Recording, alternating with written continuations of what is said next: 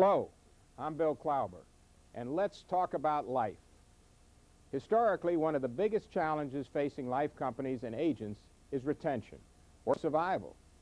According to industry statistics, less than 20% of new entrants to the agency force will make it to the 5th contract year. And at a cost of more than $250,000 per survivor, this is putting the survival of the career agency system itself in jeopardy. How to reverse the trend? Well, mentoring recently has received a lot of attention, and we're going to explore that here today. We'll be discussing this topic with 3 outstanding guests. First, Don Lawson. Don is the general manager of the Principal Financial Group in Washington, D.C. He's the perfect choice to chair the MDRT GAMA mentoring program. Don, thanks for coming. Thank you, Bill. Stephen Ray is New York Life's Senior Vice President in the agency department. He began his career 26 years ago as an agent, and now, in his position in the home office, supports the mentoring program. Steve, welcome. Good to be here, Bill. Margo Murray has written a best-selling book titled Beyond the Myths and Magic of Mentoring. She's also the president of the Managers Mentors Incorporated. Margo, welcome. It's great to be here, Bill. Well, it's nice to have all of you here. And Margo, let me begin by asking you to define mentoring from your perspective. Thank you. I'm happy to do that because there's still a lot of misconceptions about what mentoring is. And the definitions that seem to work best today is to think of mentoring as a process that an organization or an individual pair may put in place. Mentor is the role that someone takes on who chooses to work with another person, and what the mentor does is a series of tasks, including coaching, giving feedback, listening, those types of things. So I distinguish between the process, the role, and the tasks. Margo, answer if you would, when you're talking about mentoring process, just briefly, what is the process? Well, happenstance mentoring has always taken place, and of course from the beginnings of time, actually, from Homer, we have the term mentor. When Odysseus was starting his voyage and he didn't want to abandon his son, and appointed what he described... Sounds like Greek to me. It was Greek, but it continues today and hopefully gets more clarified. But he appointed what he described as a wise and trusted friend to guide and guard and love and protect his young son. And through the ages, we have always had a master performer, whether that was someone making a wonderful piece of art glass or a horseshoe, who passed on those skills to someone who aspired to that profession. And today, the advantages that organizations are finding is in facilitating the pairing rather than letting it happen by accident or by serendipity. And that's what we call the facilitated process, is when there is a deliberate pairing of these two people who have different skills and experiences, with the objective being the transfer of those skills and experiences. Well, thank you, Margo. Let me turn now to Don and Steve and ask each of you from your experience what mentoring has meant to you, either on a formal or informal basis. Don, 27 years as a qualifier for the $1 Million Roundtable, a very successful general manager. How about mentoring? When did you first get involved with mentoring?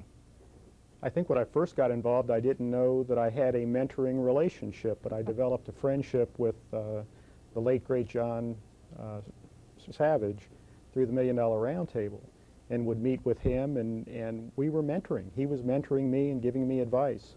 As I became more involved in this formal program with MDRT and GAMA, I saw it more as the process that Margo's talked about, the formalization, and I think what I've observed is this is why this program is going to work, and some other things have not been very successful in the past. Okay. Steve, your background first as an agent, and then as an agency manager or a general manager, and then on through to a regional or zone position, and now into the home office. When did you first notice mentoring as such? I guess as Margo pointed out, I'm from that serendipity category, that I just had the happenstance of hooking up with the right MDRT agent 26 years ago when I came into the business. And he took me under his wings and would say, come on out, Steve, and watch me call, make some calls for the afternoon or phone calls. And that's where it began for me. And it was amazing how quickly time passes, to the point that now I'm the mentor, not the mentee, the mentor, not the aspirant.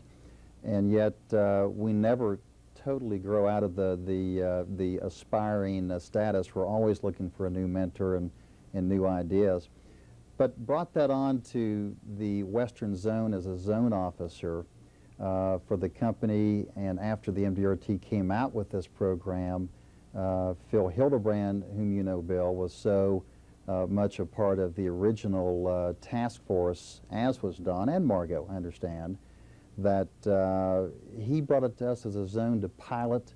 We thought it was the right route to go, and so we continued on with it on a zone basis, and then since then have brought it on to the company on a national basis.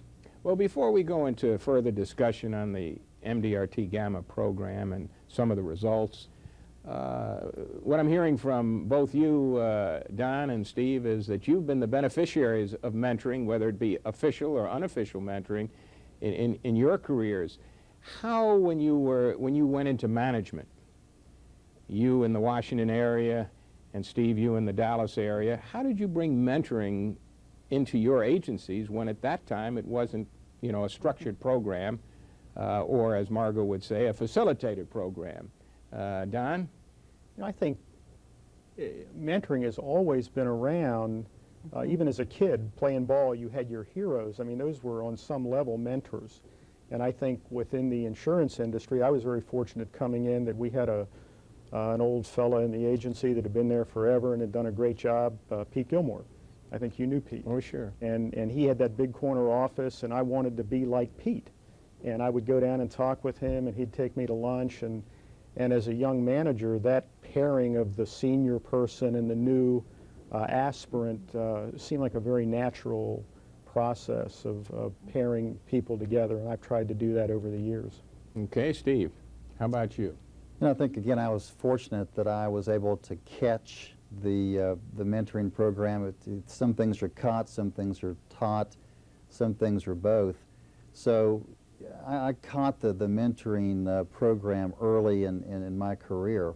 And then as a manager 4 years later, it just was natural to begin to pair up aspiring newer agents with the senior agents, who typically were the MDRT agents, the top life-producing agents in the office, and to encourage those types of relationships to be formed.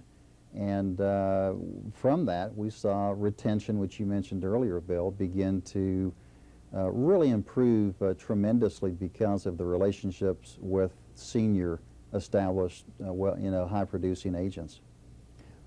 Before we go any further and before we get into the specific MDRT GAMA program, let's take a break. And I'm going to ask that all of you take a brief break with us and come right back.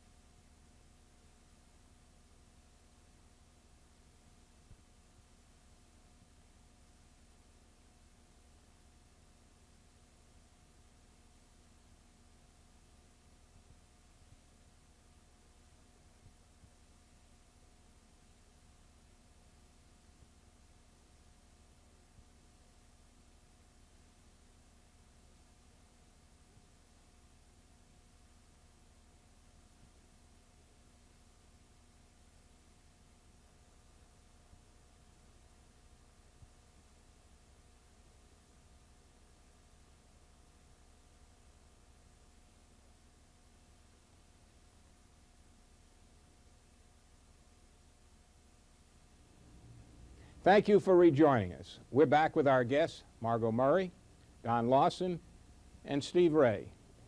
We were talking as we left for the first break about your own individual experiences with mentoring, both as new agents and then as managers. Margo, is this fairly typical for people who get behind a mentoring program? It is, and what Don described, I think, is the role that we would define as a role model, someone he saw whose performance was exemplary and you wanted to pattern your own good results after that. And Steve talked about seeing someone who he aspired to emulate also, and then each of them passed it on, which is one of our slogans. Our t-shirt says, "Be a mentor, pass it on," and that's an important feature, I think. And also what struck me with both of you was that you were walking to meet your luck, and that you were already aware that you could learn from someone who had more experience and skill, and consequently made that relationship for yourself. Margo, excuse me, don't you cover some of this in your book? I certainly do. Yeah, I mean, you do such a good job. You might want to take a second and talk about it in relation to the book. Well, I have to admit, though, Bill, I'm a lot smarter today than I was when I wrote this book, because organizations have continued to improve the process of matching pairs, and today more organizations are using mentoring processes for creating a multi-skilled and more flexible workforce, because in leaner, flatter organizations, there's not always a lot of opportunity to move up in the organization. It sounds like it's time for a second edition. But before you start writing it, let me now ask Don. Don, why did MDRT and GAMA join forces to create this facilitated, formalized mentoring program? Well, I think the idea of mentoring has been around a long time, but it never seemed to quite click. Small successes in different areas, but nothing formal. And MDRT and GAMA decided to join forces, put a program together that, with some research, with help like from Margo, that we thought would work. And you and I shared the analogy of the fellow that spoke at the LAMP meeting several years ago that wrote the E-Myth. Mm-hmm. And he had the analogy in there between the failures of small businesses versus the successes of franchises. And I think on some level what we've tried to do is put together a franchise kit, maybe too formal, but the idea of a formal process for mentoring. And it's working real well. I think the important thing about that is it needs a little facilitation, not a lot of structure, not a lot of formality, but without some facilitation, the vast majority of people in your companies would be left out of it because they don't have that serendipitous experience, or they're not fortunate enough to see someone that they really want to emulate. Are you suggesting, Margo, that a mentoring program is for everybody? I have yet to meet, Bill, any person who didn't have something to gain from learning from another person. And also, even with entry-level people, and especially today with expert hires into some industries, I have yet to meet someone who didn't have something to give to other people. And those are the two basic ingredients for a good mentoring relationship. Don, you talked briefly about why MDRT and GAMA has created this program. Steve, what caused the New York Life to embrace it so quickly as you have? Well, good question, Bill. I think that, again, we are the type of company that's fairly systematic with the way we approach training and the way we approach the development of our field force. And when we really began to explore what the MDRT had put together with a program that really did actively link an aspiring agent with a senior agent together, and began to really look into the entire mentoring process and the fact that it was outlined as to what a mentor should do, what an aspirant should do, what type of a partnership arrangement should be formed ahead of time. It really began to make sense to us. You add that, again, to our interest in retention and making sure that we get the new associate up and over the early hurdles of being new in our business, it just made sense as an additional piece of the development of our new associates. So that's kind of the whys, and then we launched into it, and it's been a great success ever since. Well, before we get into the successes, which I'm very interested to hear, would you say, Margo, that this was kind of typical and the keys to making a mentoring program work, to get a company behind it so that the individuals, whether they be home office associates or field associates, become involved? I think Steve hit on one of the keys when he talked about the need of the organization was to improve retention of the right people. One of the big six consulting firms says today if they lose a junior in a year, it costs them $140,000 to replace that person. And certainly one of the keys to a successful mentoring process is to link it directly to a need of the organization. So having retention as that need, it's a relevant support process. Across all kinds of organizations, there are, of course, different needs. Some people have still very fast growth patterns, and our national unemployment is at an all-time low in our history, and consequently, there's a lot of competition for good people. One of our clients told me that he interviewed over 100 MBA graduates, and 80-some of them asked, "Do you have a mentoring process?" And so he saw it as a competitive advantage for recruitment as well as supporting retention. I see.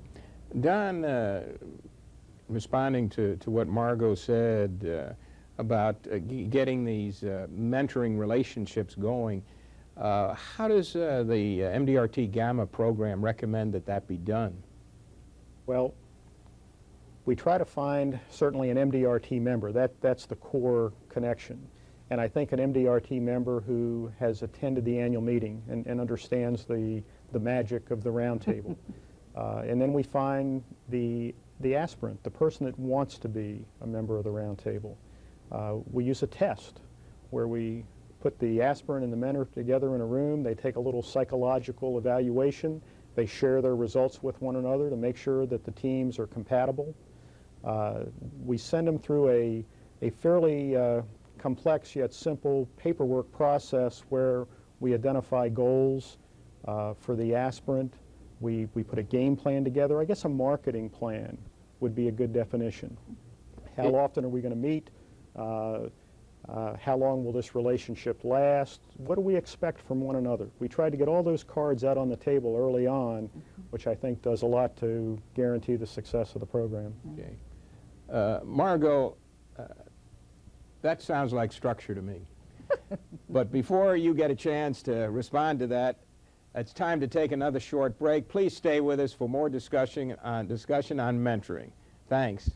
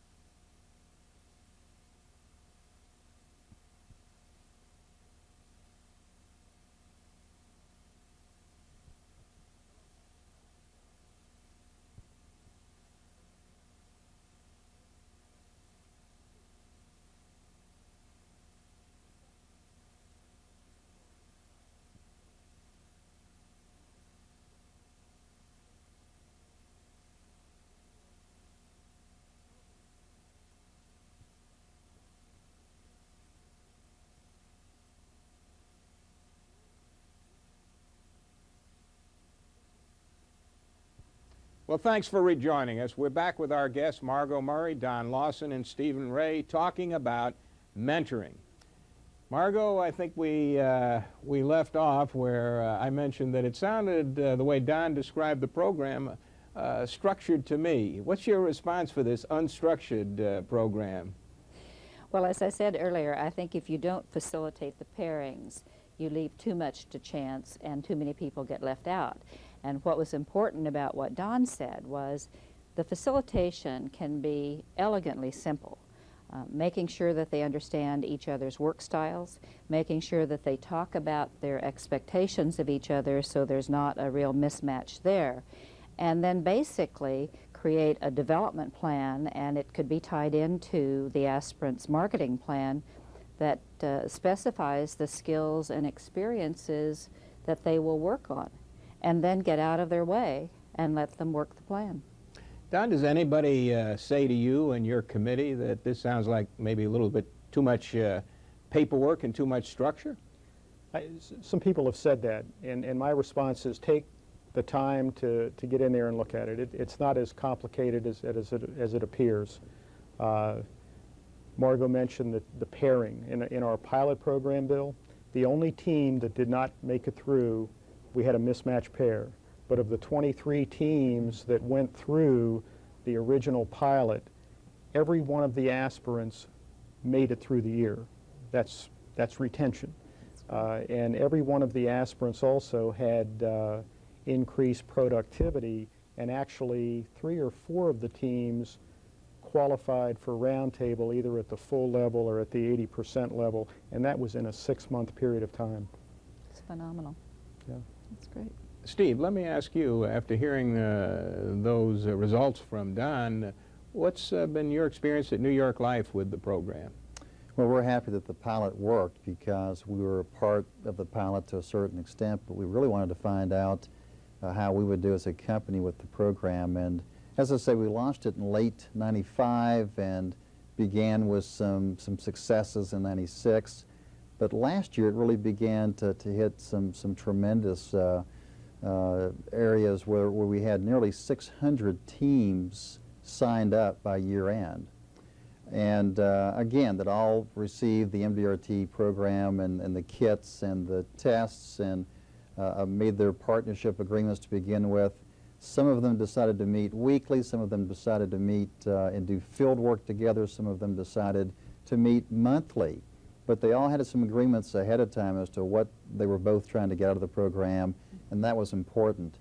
But out of the near 600 that we had signed up in '97, 40% of them qualified for either the aspirant program or the $1 Million Roundtable, which was really exciting to see. It is exciting. Aspiring agents not even stop at the 80% level, but continue all the way to the full MDRT level. The 80% level being what, Don? Well, 80% of MDRT qualification, which I believe last year was around $54,000. In first-year commission. First-year commissions. Okay, and that's just to stay in the program.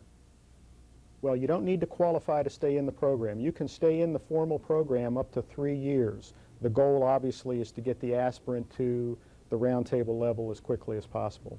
How does this differ from the old provisional applicant role with the roundtable? Well, the provisional applicant really, I think, was done away with a few years ago. The provisional applicant, the first year you qualified, even though you qualified at the full level, you were a provisional applicant.